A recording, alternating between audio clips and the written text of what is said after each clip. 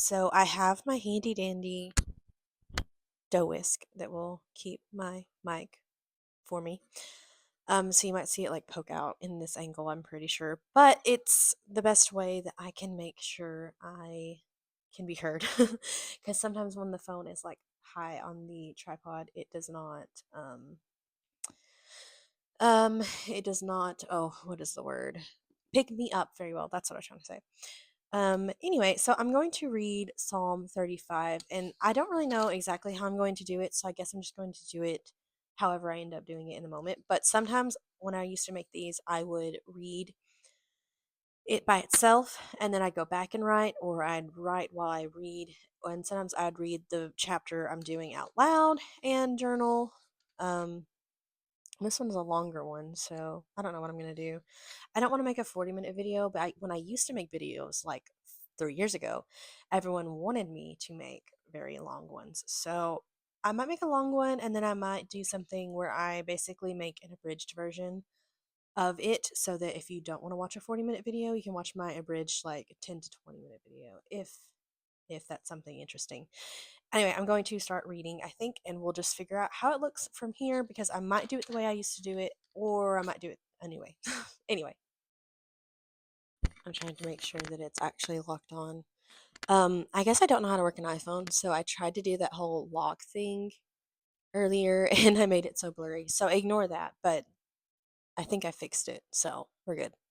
I think what I'm going to do is there is a section for each where it's broken down into little things. I think I'm going to read and journal per section, not read the whole thing, then go through it, because I might get to, like, I don't know, not chapter, verse 21, and it's a ton of time, and I don't want to give you a million minutes to listen to. So I think I'm going to do that. So sorry, because my voice is not the best right now, because I'm not really sick, but I keep waking up with a really sore throat. So I'm going to start. I had to get up and let my dog out. This is my chaotic life, if you can't tell so far. I'm hoping she's not too noisy, but sometimes she is. So I'm going to start by just reading each section, and then I'm going to journal.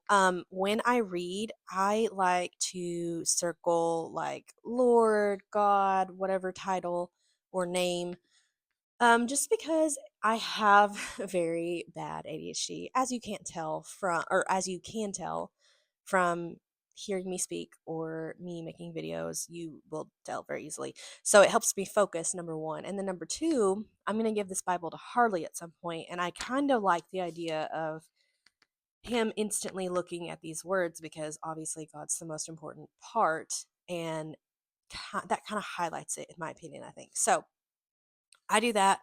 You do not have to do that, but I think it helps me. So if you also struggle, you might want to try it out. So it says, "Contend, O Lord, with those who contend with me. Fight against those who fight against me. Take hold of the shield and buckler, and rise for my help. Draw the spear and javelin against my pursuers. Say to my soul, I am your salvation." So the first thing, I'm going to sit back down, is that "contend, O Lord, with those who contend with me." Other versions say, "plead my cause, O Lord, with those who strive with me." And I kind of like that phrasing. I'm reading out of the ESV, if you don't know. So I'm going to, where it says contend, write "plead my cause." If you're someone who already has that as the thing, you might not obviously want to write that. But if you do have the word contend, it is a legal term. So it also just means like strive. And the prophets, I'll use it a lot. So just, that little thing. There's a Spurgeon quote that you might want to identify with or write down. It says, "Every saint of God shall have this privilege. The accuser of the brethren shall be met by the advocate of the saints." So if you were to write it down, I would probably put it with that little "fight against those who fight against me." And I would write it, which I will speed up so you don't have to see me write it.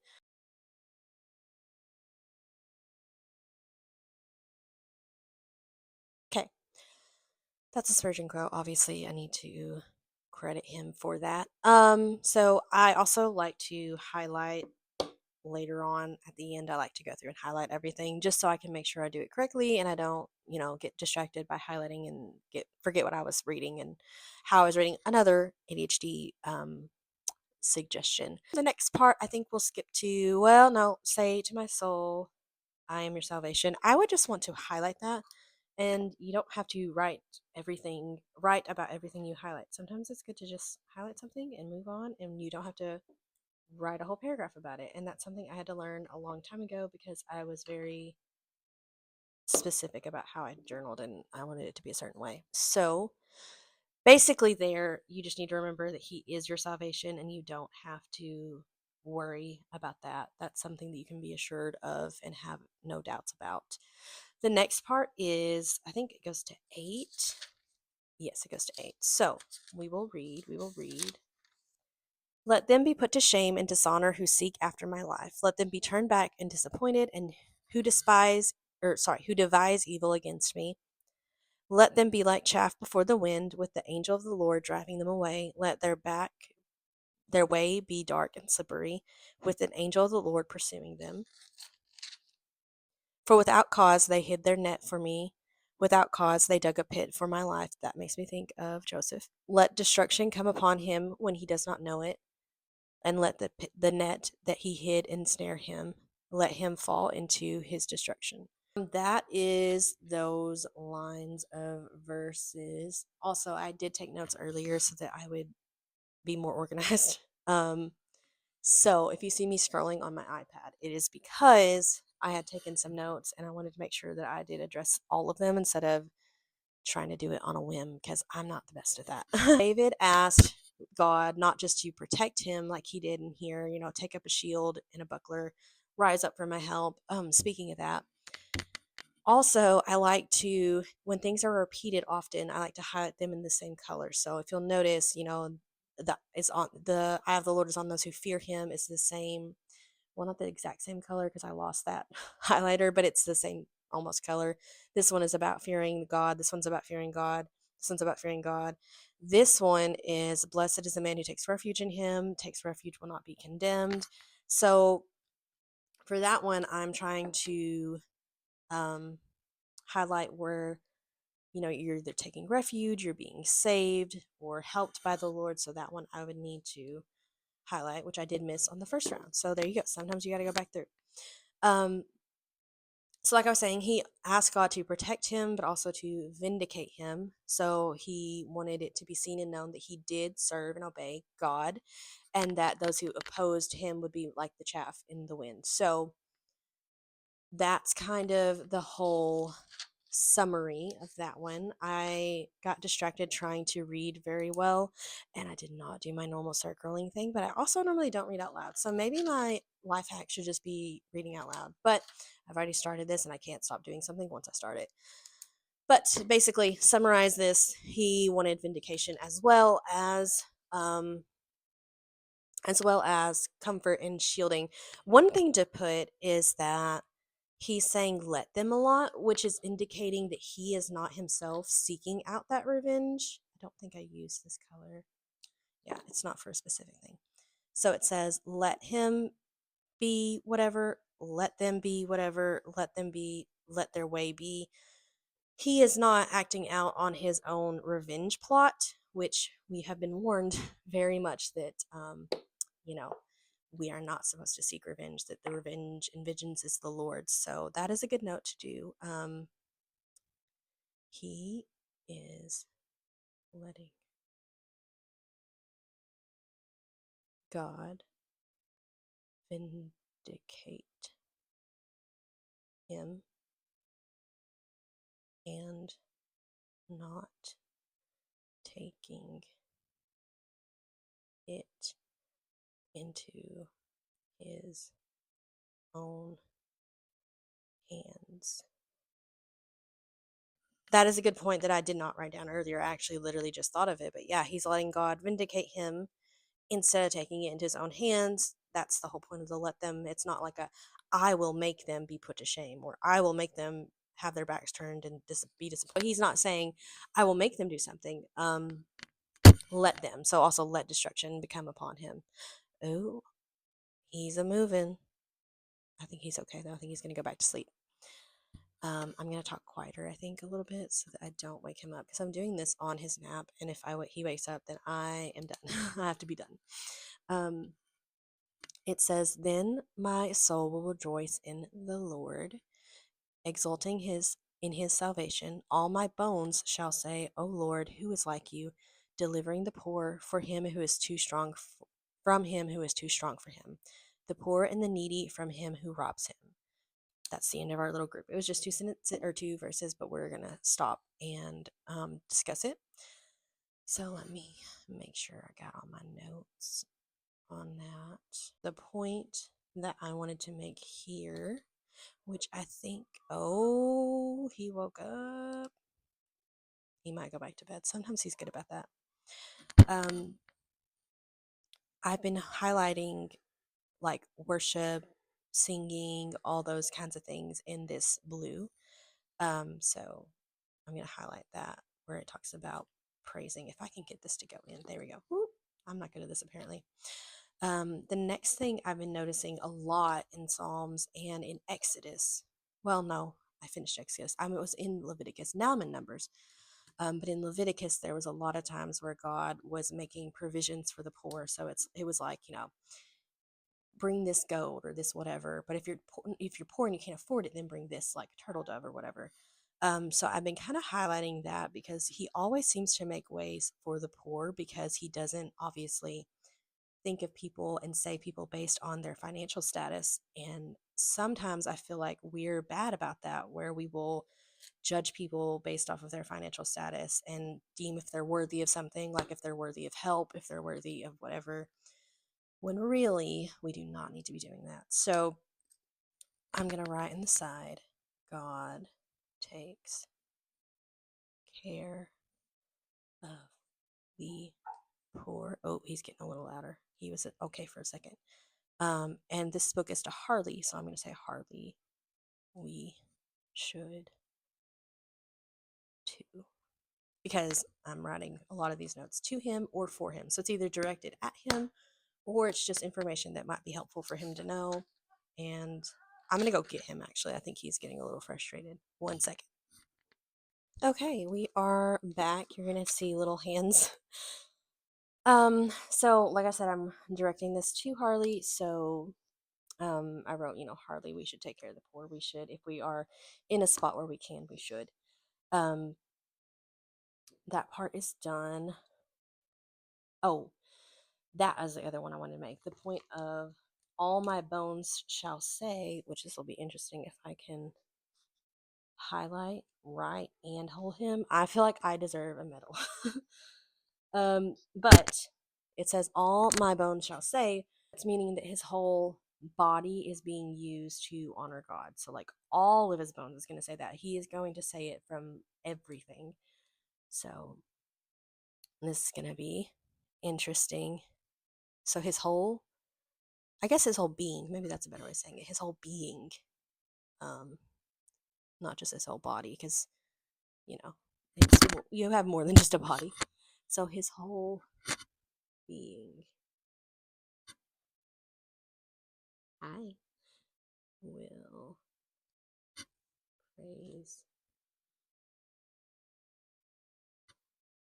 the Lord. Oh, no. Okay, well, I gotta go quickly.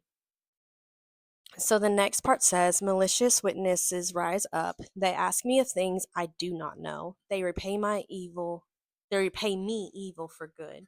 My soul is bereft. Um, I, but when they were sick, I wore sackcloth. I afflicted myself with fasting. I prayed, my head bowed on my chest. I went as though I was grieved, my friend or my brother, one who laments his mother. I bowed in mourning. So all of that, basically, um, he's remembering dishonor from his enemies who gave him evil when he gave them good. So he's treating them correctly. They are not treating him correctly. And it's making his soul sorrowful. But He is not letting it get to the point to where he hates them. Because if you notice, he says, "But I, when they were sick, I mourned them. I afflicted myself with fasting. I prayed." And so he's not letting himself be so full of bitterness and everything that he is happy, that they're sick, or that he's praying that they get sick or anything like that. So when they are sick, he says, "But when they were sick, I wore sackcloth and I afflicted myself with fasting.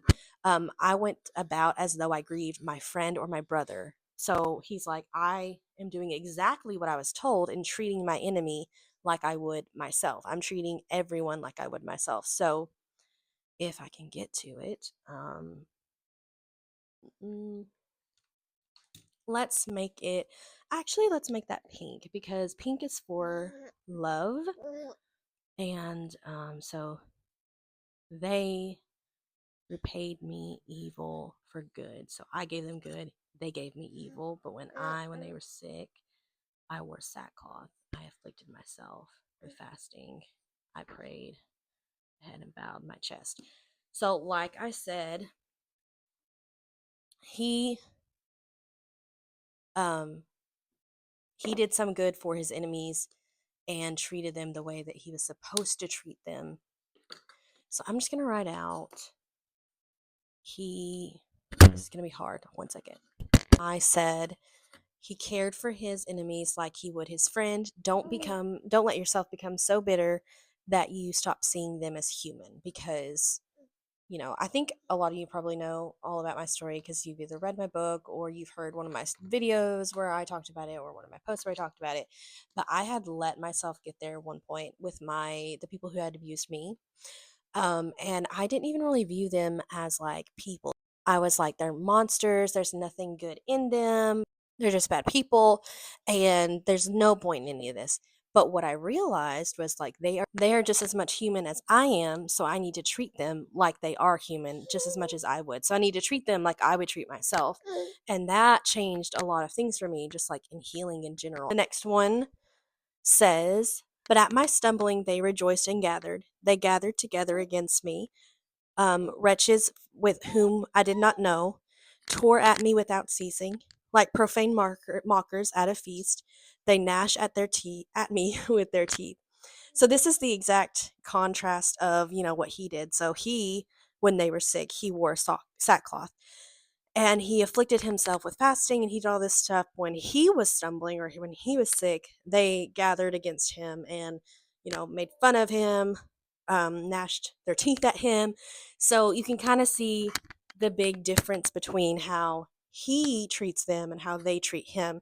And within that, you can kind of see how like your enemies might treat you, how you might treat yourself, or you might treat your enemies, even in this one.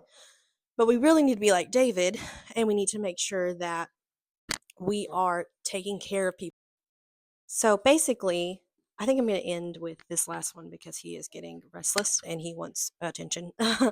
But basically, these verses 11 through 14, I think, yeah, 14, tell us how to treat our enemies and what we should do. Whereas verses 15 through 16 kind of tell us how they might react to us. And we are obviously not supposed to model 15 through 16. We need to be the 11 through 14, where we treat them as if they're a friend. We mourn for them as if they're a friend, and we don't do the things that they did, where they, gathered against him and mocked him or treated him poorly just because of who he was. Um, so, overall, Psalm 35 so far, and we'll finish it at a different time. But it seems to be, he starts off with pleading his cause, asking for vindication, and saying that he's going to let God do it. And then the last part is, kind of like he gets a chance to vindicate himself, but instead of doing that, like I said, he leaves it in God's hands and he ends up treating them with respect and what he probably wishes like they would treat him. But we learn in 15 and 16, they in fact do not. And they actually treat him with mockery and gnash at him with their teeth.